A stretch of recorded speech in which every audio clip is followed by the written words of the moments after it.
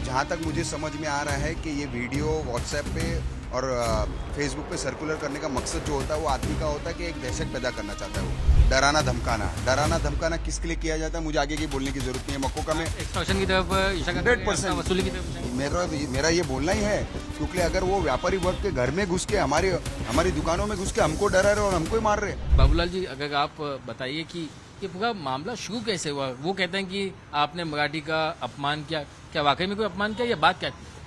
Sir 29 तारीख को जब हमारा जोधपुर स्वीट के सामने है ना, उनका मनसा वालों का रैली था, 10 बजे उनका रैली का चल रही थी सर्कल पे, और उसके बाद में 10:30 बजे जो मनसा कार्यकर्ता हमारे दुकान के अंदर आते हैं 7 जन, और 7 जन आके बोलते हैं कि पानी का बोतल दो, तो पानी का बोतल दिया तो उसने हमारे कैशियर ने हिंदी में बोला कि ये काम को छोटा वाला चाहिए कि बड़ा वाला चाहिए। तो उन्होंने बोला एक काम करो, हिंदी नहीं बोलने का, मराठी बोलने का, महाराष्ट्र में तुम्हारा दुकान है तो मराठी के सिवा कोई दूसरा भाषा नहीं चलेगा, और जितने भी वर्कर है मराठी बोलने का। उसके बाद में उन्होंने फिर गाली गलौज भी किया थोड़ा बहुत, और उसके बाद में दुकान तोड़ने का धमकी दिया थोड़ा। उसके बाद उधर से है ना जो सब कार्यकर्ता जो चारों है ना, ऑलरेडी मनसा के 3 कार्यकर्ता मेरे पास ही खड़े थे पहले से, और वो चार और वो भी आके पानी का बोतल लिया और उन बंदे को बोला, नाश्ता काउंटर वाले को, कि अभी तेरे को भी आता है क्या? तो मैंने बोल दिया कि अभी आया सर, यूपी से है, 7 महीने हुआ है काम पे आने, तो उनको नहीं आता सर। तो उन्होंने बोला आप कौन है? मैं बोला जोधपुर का ओनर हूँ मैं। तो उन्होंने बोला एक काम को, तुमको मालूम नहीं क्या, तुम कैसे रखा बंदा जो हिंदी बोलता है मराठी नहीं आता है? मैं बोला सर क्या हुआ? बोलता है कि प्रस्ताव पास हुआ है तो उसमें है ना मराठी के सिवा दूसरा कुछ नहीं चलेगा। तो मैंने उन्होंने बोला कभी पास हुआ सर? आप बताएंगे तो हमको मालूम पड़ेगा ना, और ऐसे फ्रेंडली भाषा में मैंने बोला। तो उन्होंने बोला ये 2 दिन हुआ अभी। तो मैं बोला ठीक है, आप बताओ हमको, आप जैसा बोलेंगे हम करेंगे। उसके बाद बोला कि तुम्हारा कौन सी दुकान, महाराष्ट्र तो तुम्हारा दुकान है ना, कौन से स्टेट में है? तो मैंने बोला महाराष्ट्र में सर। तो उन्होंने बोला कि हमको महाराष्ट्र में कौन सी भाषाएं बोली जाती है? तो मैंने बोला महाराष्ट्र में तो सभी तरह की भाषाएं बोली जाती है। तो इतना मेरा बोलना रहा, उन्होंने है ना जो मनसे कार्यकर्ता खड़े थे तो एक साइड से एक जन ऐसे जोर जोर से मारने लगा, और दूसरी तरफ से 2 आदमी और आए, वो भी मारने लगे। कितने साल से आप मुंबई में गए? हमको मुंबई में 10-20 साल हो गए। 20 साल से तो आपने कई सारे मराठी कस्टमर्स को भी सर्विस दी होगी। नहीं, मराठी हम बोलते हैं अभी, लेकिन वो सामने वाले भी तो मेरे को जो पर्सनल जवाब कर रहे थे वो हिंदी में ही कर रहे थे सर। तो मैं हिंदी में बोल रहा ऐसा। कभी जो है आपको जो वीडियो में ऐसा कहीं लगा नहीं कि आपको ऐसा लगा कि ये लोग मांगने वाले हैं? आपको लगा कि ये बातचीत ही करने वाले थे? वो मेरे को तो बिल्कुल सर एकदम फ्रेंडली, एकदम जैसे मैं खड़ा था तो मैं तो पहले जब आया तो मेरा फुटेज देखो, मैं ऐसे दुकान को आदमी को समझा रहा था। उसके बाद में मैंने बात करने लगा तो मैं ऐसे जैसे कस्टमर फ्रेंड जैसे बात कर रहा था, एकदम हंस के बात कर रहा था, और ऐसे मेरे को लग रहा कि अपन फ्रेंड जैसे बात ही करे। वो हमको बोल रहे कि कानून निकला समझा रहे। तो मैंने तो दिमाग में ऐसा सोचा ही नहीं कि ऐसा मारेंगे मेरे को। और वो जब कैमरा भी घुमा रहे थे तो मैं बोला उनके बाहर रैली चल रहा है तो ऐसा अपने को इंटरव्यू ले रहे हैं, इसलिए मैं एकदम हंस के बोल रहा था उनको। मैं बोला सर कैसे, कभी पास हुआ, क्या हुआ? ऐसा एक नॉर्मल बात कर रहे थे। और उन्होंने तो जैसे ही मैंने बोला कि काम को महाराष्ट्र में सभी भाषाएं बोली जाती है, तो अचानक एकदम ऐसे मारा कि जैसे मैं तो इतना मजबूत था, लेकिन दूसरा कोई रहता था ऐसे जोर जोर से मार रहे थे जैसे उधर लूट ही जाता था ऐसा। काफी ज्यादा भी, मोबाइल में तो छोटी सी क्लिप थी, लेकिन उन्होंने जो मारा है ना बहुत खतरनाक तरीके से मारा था। ऐसा मारा था तो मैं कान भी है ना, पर्दा भी फूट गया था, दांत भी अभी दर्द करे। ऐसा मारने का तरीका उनका एकदम अलग था। उनका प्लान ऐसा है ना, पहले से ऐसा लग रहा था कि पहले से बना के आया ऐसा दहशत निर्माण करने का। हाँ, ऐसा पहले से उनका व्यू था, क्योंकि वो कैमरा मोबाइल उनका चालू था, सब ऐसा सिस्टम दो। और उसके बाद में जो मेरे फुटेज में दिख रहा है, 3 बंदा मेरे पास आके खड़े थे ना, एक बंदा उनको बुला रहे हैं मेरी तरफ, और वो बुलाने के लिए वापस गया भी और मेरे पास लेके आया। आपकी बदनामी भी करने की कोशिश की गई, वीडियो को सब जगह फैला दिया। हाँ, उन्होंने फिर क्या किया, रात को ही है ना पूरा है ना फेसबुक में मेरा वीडियो जो उन्होंने निकाले थे सब फेसबुक पे डाल दिया। और मैं सुबह देखता हूँ तो मेरा है ना फटाफट फोन आ रहा है, तुम्हारा क्या वीडियो चल रहा, तुमको मारा कौन? ये अभी क्या स्थिति है आपकी? अभी भी क्या डर है, उनका दहशत है, या फिर क्योंकि कल आपको बड़े समर्थन आपको मिला है व्यापारी वर्ग का, हजारों लाखों की तादाद में लोग इकट्ठा हुए, तो अभी आप जो है आश्वस्त हैं या कहीं भी डर है मन में भी? अभी ऐसा है कि अभी हमारे जो व्यापारी बंधु है, जब मेरा भाईंदर के और महाराष्ट्र के जो भी व्यापारी कल आए थे और हमने जो शांतिपूर्ण रैली निकाला है, उन्होंने आश्वासन भी दिया और प्रशासन भी हमको आश्वासन दिया है कि ये काम करने से ऐसा नहीं होएगा आपके साथ में।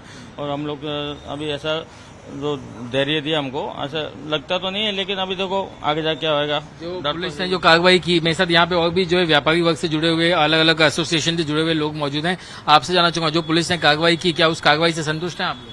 नहीं, पुलिस ने जो पहले कार्रवाई करी थी तो उनकी नेक्स्ट डे बेल हो चुकी थी, तो हमने जो इस तरह का उन्होंने कृत्य किया है तो उस पर थोड़ी कड़ी एक्शन होनी चाहिए थी। तो हमने हमारे डीसीपी गायकवाड़ साहब से यही निवेदन किया है कि इस पे थोड़ा और प्रिवेंटिव एक्शन लिया जाए कि ताकि कोई भी व्यापारी के साथ, भले वो मारवाड़ी हो, गुजराती हो, मराठी हो, कोई भी हो, उनके साथ ये घटना ना घटित हो, भले छोटा व्यापारी हो, कोई भी हो। तो हमने खाली हमारी मांग वही रखी है कि ऐसा कोई भी व्यापारी के साथ ये घटना दोबारा ना हो। किसी भी व्यापारी के साथ ये घटना दोबारा न हो, इस बात की अब क्या गारंटी है? ये तो इस तरीके से अगर हिम्मत कर रहे हैं और किसी को भी आकर के अगर इस तरीके से सगा मारपीट कर सकते हैं तो ऐसा है कि कार्रवाई होगी और पुलिस प्रशासन पर हमें पूरा विश्वास है और महाराष्ट्र गवर्नमेंट पर भी विश्वास है। रही बात हमारा मराठी समाज से या यहाँ महाराष्ट्र से प्रेम का नाता है, व्यापार करने के लिए आए, सबसे हम प्रेम से रहते हैं और मराठी भाषा का हम सदैव सम्मान करते हैं और यहाँ महाराष्ट्र का भी हम सम्मान करें। हम चाहते हैं कि महाराष्ट्र का विकास हो तो हमारे देश के अंदर मजबूती होगी। यही हम सबसे क्या व्यापारी आदमी कभी मराठी का अपमान कर सकता है? नहीं कर सकते हैं। मराठी और हम तो भाई भाई है ना, हम भी 40-50 साल से यहाँ रहते हैं। बाकी अभी अच्छा ना कि वैसा ही होता, मारामारी किया वो गलत हो गया। बाकी तो हम सब एक भाई भी एक दूसरे के भाईचारे से रहते हैं और आगे भी सब मामला ठंडा रखो भाई के। मराठी किसी को नहीं भी आती, कोई नहीं भी बोल पाता तो आप उसे प्यार मोहब्बत में भी उसे समझा सकते हैं। जी जरूर, प्यार पिटाई की क्या जरूरत है?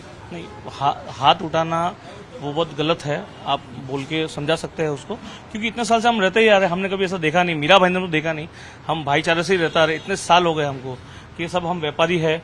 इतने साल होने के बाद ये ऐसी घटना कुछ लोगों की वजह से जो समाज को बदनाम कर रहे हैं, कि वो बहुत गलत है। हम किसी पार्टी पक्ष, हम किसको भी कल भी हमने किसको भी इन्वॉल्व नहीं किया था। ये आरोप लगाया मनसे वालों ने कि ये बीजेपी का प्रोटेस्ट था, उन्होंने ये कह दिया। नहीं सर, बीजेपी का नहीं, कुछ ऐसा लेना, राजनीतिक पॉइंट हमारा उसमें है ही नहीं सर। व्यापारी थे व्यापारी थे। आप मुझे बताइए कि अब इस मामले में किस तरीके से और सख्त कार्रवाई हो सकती है? क्या उम्मीद है सरकार से, पुलिस से?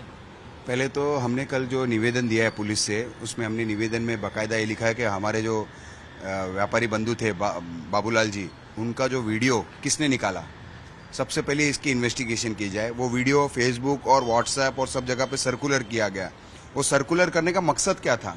अब जहां तक मुझे समझ में आ रहा है कि ये वीडियो व्हाट्सएप पे और फेसबुक पे सर्कुलर करने का मकसद जो होता है वो आदमी का होता है कि एक दहशत पैदा करना चाहता है वो।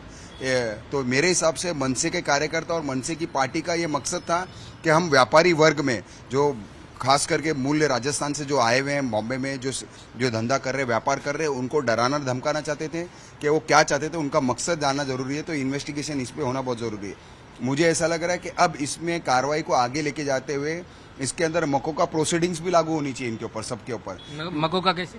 मकोका इसलिए क्योंकि उनका मकसद क्या है? डराना धमकाना। डराना धमकाना किसके लिए किया जाता है मुझे आगे की बोलने की जरूरत नहीं है। मकोका में एक्सटॉर्शन की तरफ इशारा कर रहे हैं, 100% वसूली की तरफ इशारा। मेरा ये बोलना ही है, क्योंकि अगर वो व्यापारी वर्ग के घर में घुस के हमारी दुकानों में घुस के हमको डरा रहे और हमको ही मार रहे, वो भी किसके लिए मार रहे? क्योंकि ये बंदा खाली उनको, जब आप मुझसे आज एक पत्रकार मुझसे हिंदी में सवाल करता है तो मैं भी हिंदी में जवाब देता हूँ। अगर इन्होंने मराठी में सवाल किया होता तो मराठी में जवाब देते। कल इन्होंने 2 न्यूज चैनल पे थे मराठी में, इनको पूरा संभाषण 1 घंटा मराठी में चला तो इन्होंने जवाब दिया उनका। तो ऐसा नहीं है ना कि उनको मराठी नहीं आता। आज हमारे स्कूल के, हमारे परिवार के बच्चे स्कूल में मराठी कंपलसरी लैंग्वेज है हमारे लिए, हमने कभी उस चीज का ऑब्जेक्ट नहीं किया। बट आपने सिर्फ हमारे समाज को टारगेट बनाने के लिए हमारे लोगों को, जिसको नहीं बोलना आ रहा है कि चुनाव नजदीक आ गए हैं महानगर पालिका के, इसलिए भी ये राजनीति, पॉलिटिकल पब्लिसिटी स्टंट हो सकता है मनसे का? ये मुझे बोलने की जरूरत नहीं। कल सबसे बड़ा आपने देखा कि कल उनके सभा जो उन्होंने प्रेस कॉन्फ्रेंस ली, उन्होंने सीधा एलिगेशन बीजेपी पे लगा दिया। पर मैंने उनको भी कहा और बहुत सारे पत्रकारों को भी कहा कि अगर आप हमारे समाज के हर एक व्यक्ति का वीडियो वहां का मंदिर का मौजूद है, मंदिर में जो भी व्यक्ति बैठे थे एक एक व्यक्ति का फोटो हम दिखाएंगे। अगर ये चुनाव का अगर एक मुद्दा है तो क्या आने वाले वक्त में जो समाज है, व्यापारी समाज, वो मनसे को वोट देगा? वोट तो देखो, माहौल अच्छा रहेगा तो दे देंगे, बाकी जैसे ऐसे माहौल रहेगा तो कौन देगा ऐसा। इसलिए थोड़ा प्रेम से रहो, सब शांति से रहो, मामला ठंडा करो, हिंदुत्व बढ़ जाएंगे अपन।